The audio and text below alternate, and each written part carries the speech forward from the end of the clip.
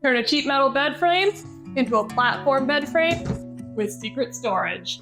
I'm gonna show you how to do it. First, I swapped the felt padded gliders for 1x4 inch common boards.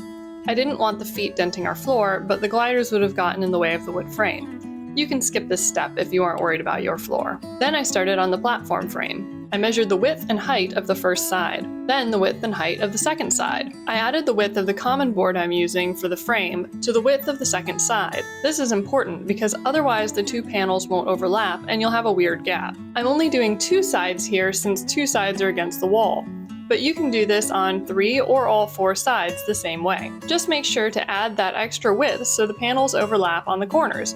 Or you can get fancy and miter them. Cut the first 2 pieces to match the first width you need, then 2 more to match the second width.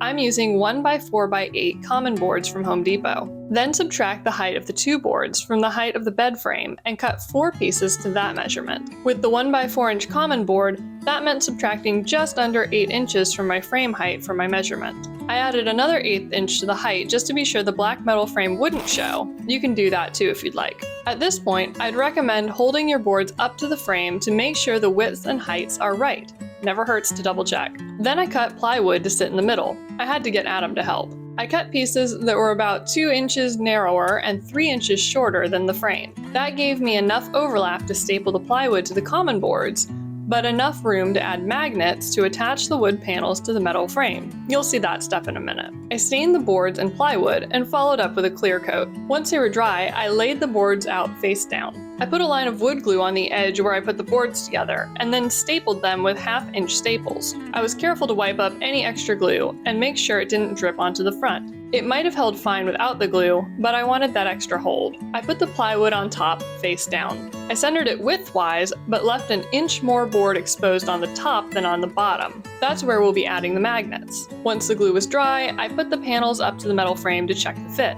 I measured the gap between the metal frame and the panels.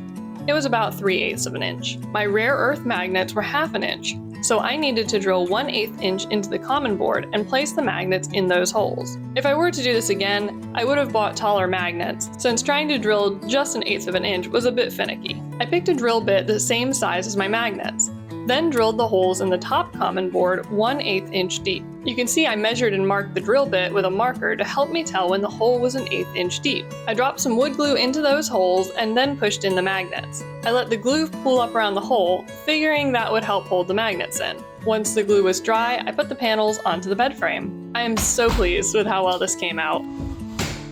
Oh yeah. That was awesome.